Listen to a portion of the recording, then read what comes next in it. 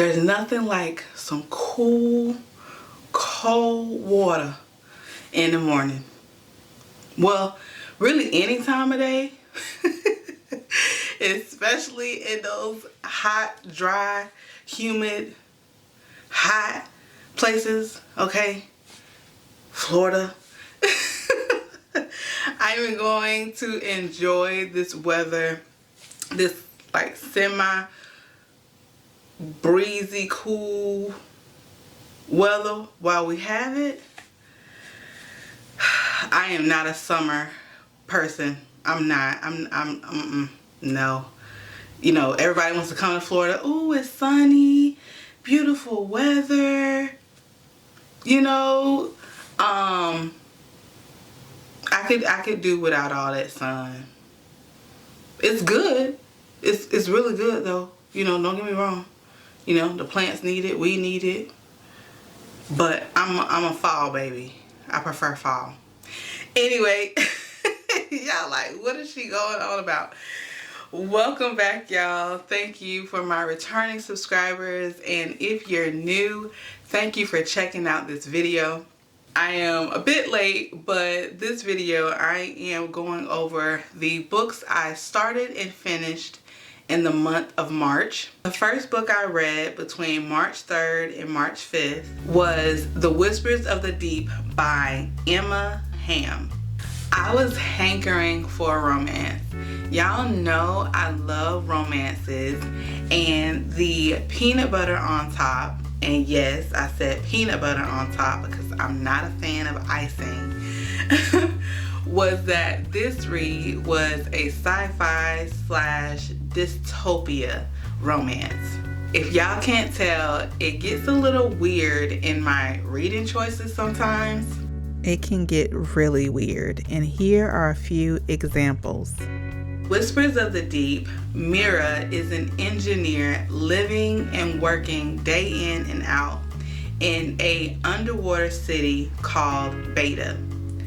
I imagine Beta to look like Cybertron from Transformers. I'll insert a picture here.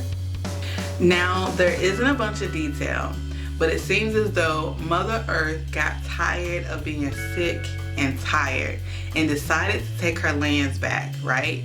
So in Whispers of the Deep, hundreds of years ago, different cataclysms started to happen all over the earth, from severe storms to earthquakes, tsunamis, and humanity at that point was not able to flee into space as other sci-fi storylines sometimes go, right?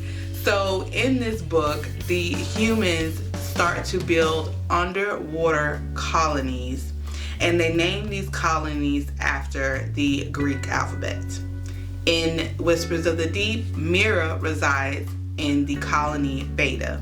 Humanity occupied the seas, but humans did not properly introduce themselves to the ancient people of the water called the Undines.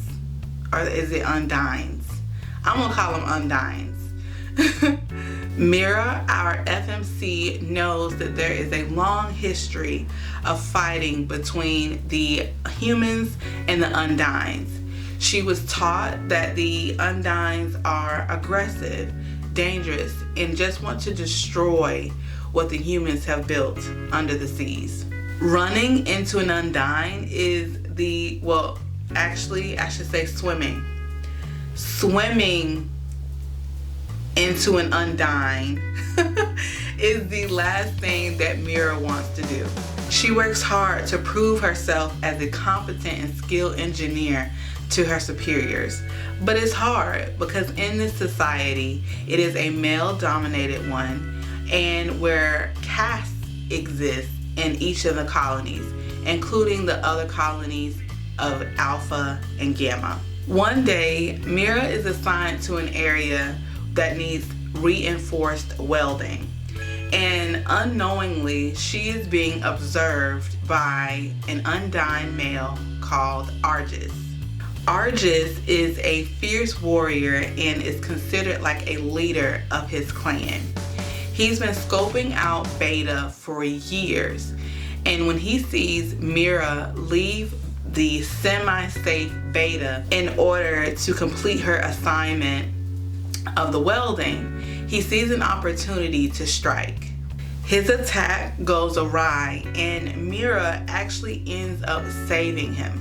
Argis still sees an opportunity, so he decides to kidnap Mira with plans of gathering information from her about the weaknesses and the various technology that he sees humans using. Argis hates humans. He hates the fact that they polluted the ocean with their waste, their metal, and their robots. But again, Argis sees an opportunity here. So Mira and Argis are enemies at the beginning. They seem incompatible in every way. They speak different languages and physically completely different. So at the beginning of this book, the author has a foreword, and she has disclaimer written in all caps 3 times, and she wanted to make it very clear, okay, that she's not a scientist. She knows that humans cannot live in water, open water, for long periods of time. She also made it clear that she understands that humans cannot withstand the pressure changes that Mira goes through in this book. But again, she makes it clear what type of book this is, right? She said, don't come for me. This is my book. It's a fantasy book. It's a sci-fi book.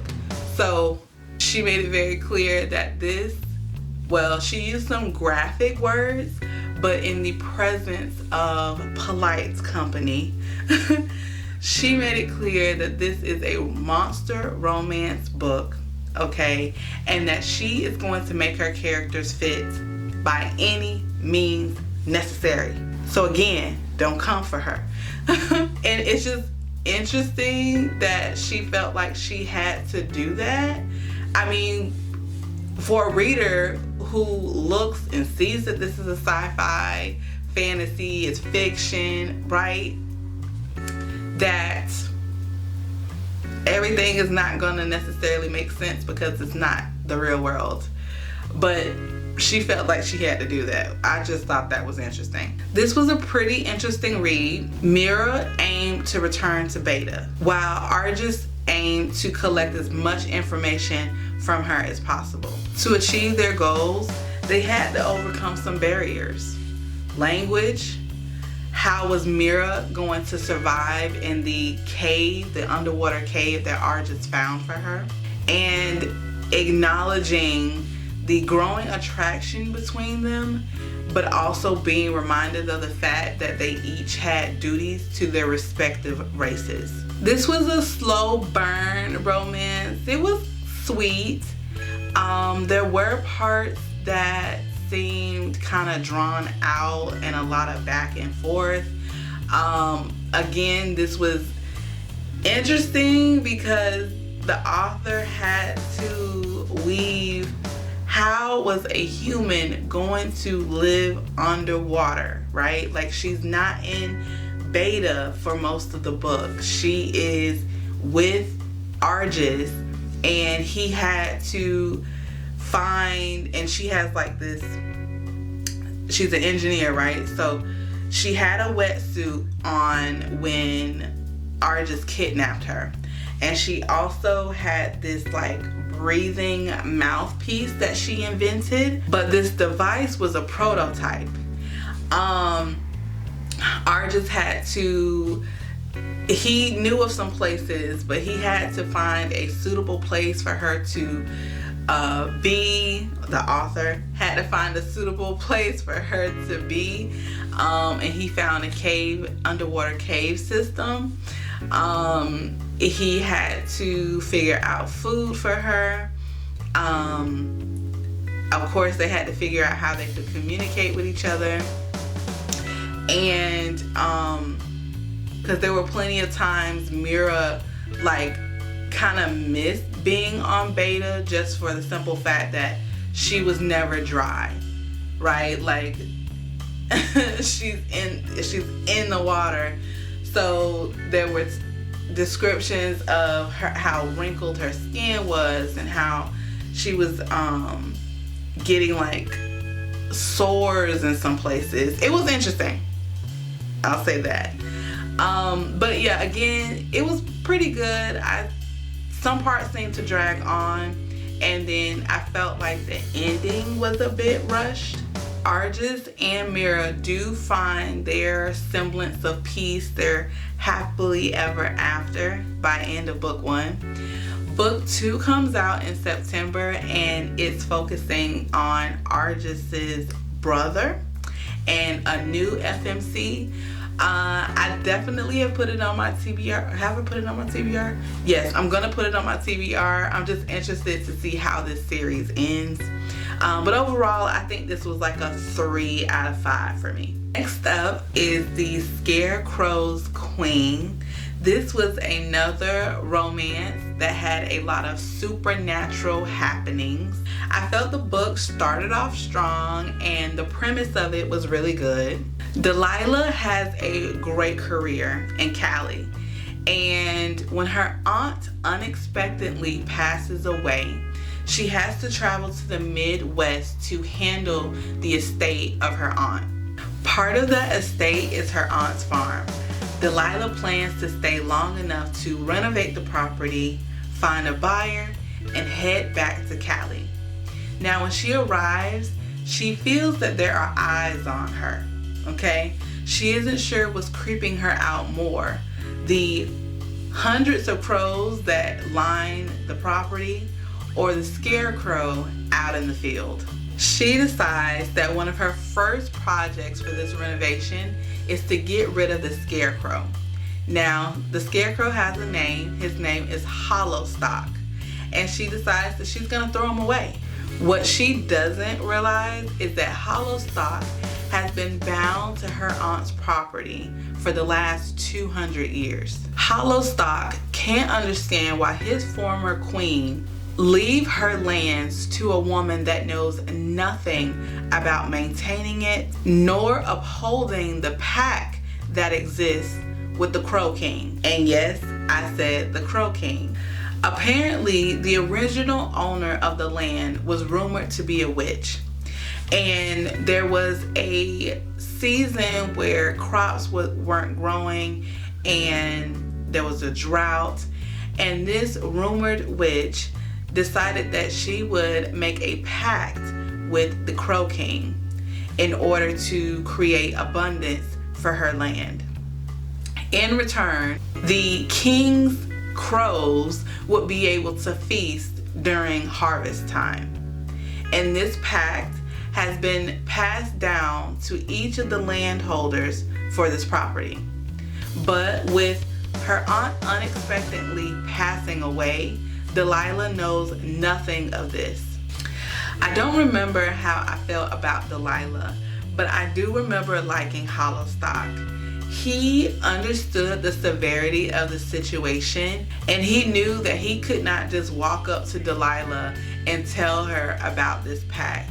So he decides to use the magic that he was created with, imbued with, to present himself as a human looking, and he decides to present himself to Delilah as a farmhand that used to work for her aunt. And he decides this because he understands the consequences of not upholding the bargain with the Crow King.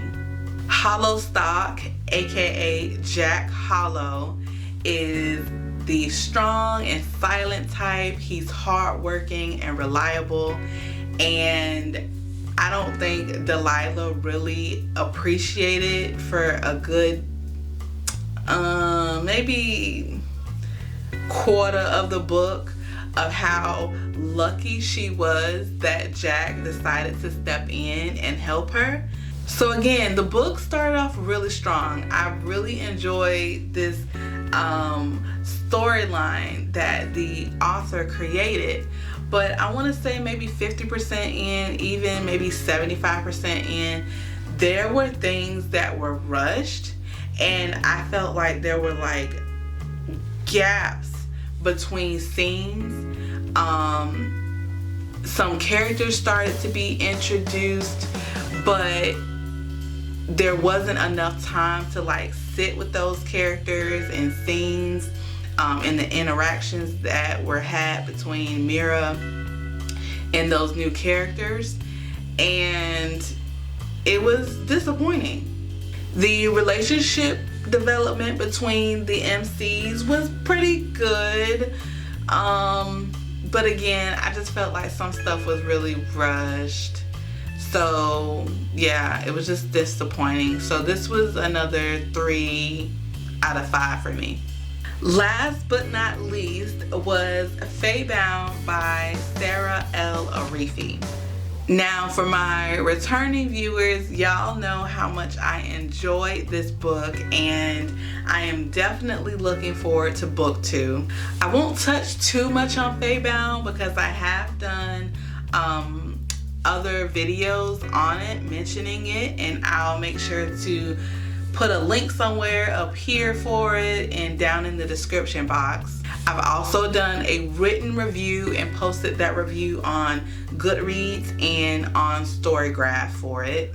But what I will say is that, again, besides enjoying the book, I love the Elven sisters, Yiren and Lettel. They remind me so much of my sisters and I, and they're fiercely protective of each other, and they wish somebody would run up and try the other one, okay? Like, run up and get done up. Don't mess with their sister, right? But what I'm looking forward to seeing in book 2 is how their relationship is going to grow, because despite them loving each other, they love each other, they're protective of the other, there is some hurt in their relationship. There's some lack of understanding of the other's actions and motivations, and I feel like there's a lot of healing and forgiveness that needs to take place in their relationship. So I'm looking forward to seeing what the sisters do in book 2, because I want them to not only survive what's about to happen, but I want them to thrive as well.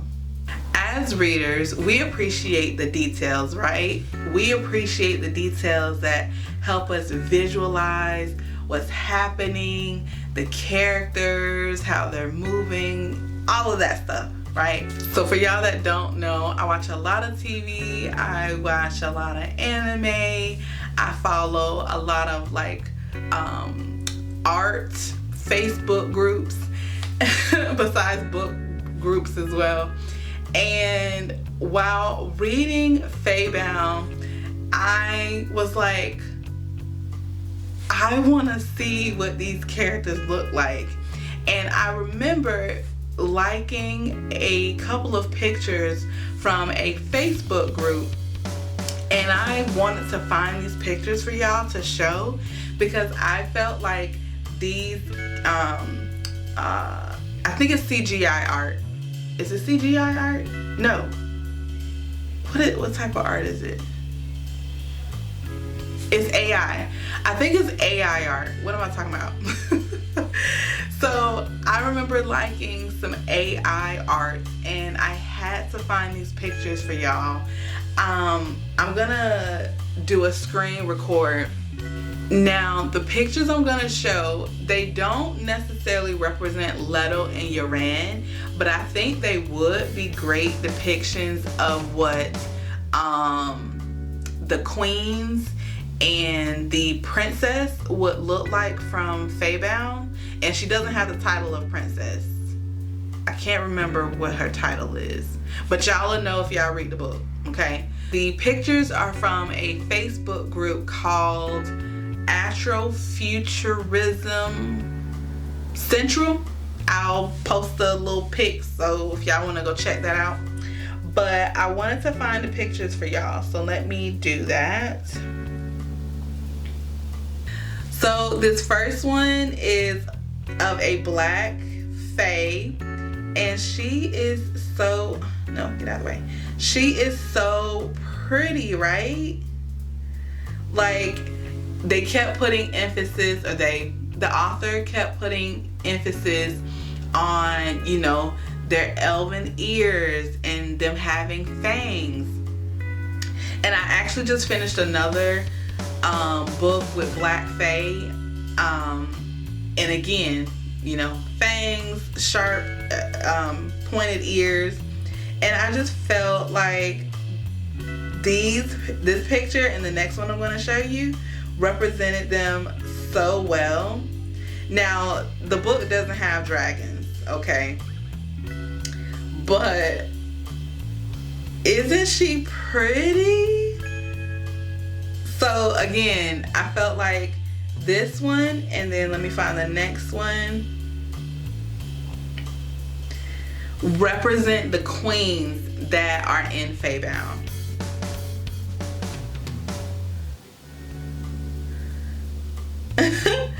I think from the caption of this, I think they're sisters, and they're arguing, or this one is displeased about the dragon. I think he went potty where he shouldn't have, so they're like talking about it. But yeah, aren't they pretty?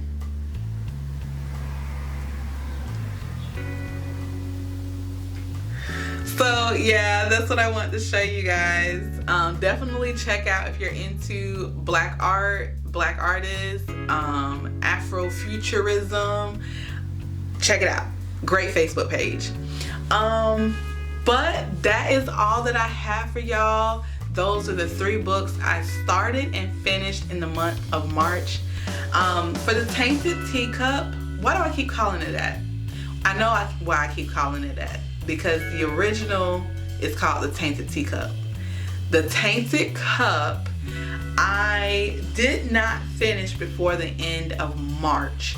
So that's why I didn't include it in this video. But in next month's video, Lord willing, I will touch on the Tainted Cup. But yeah, thank y'all for tuning in for another video. I appreciate y'all time and y'all support. Let me know in the comments below where you're tuning in from.